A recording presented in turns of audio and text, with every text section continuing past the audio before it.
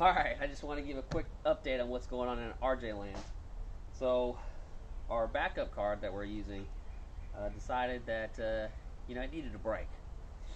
So, since we're waiting on parts and a hub puller tool for the A-Spec kit, we're using this. And as you're backing out the driveway, turn the wheel, we have a little incline, all of a sudden, pop! And then next thing you know, the wheel is all the way up in the fender. So I look under there, and sure enough, the ball joint has just snapped right off. So the nut came down, and the stem of the ball joint snapped right off.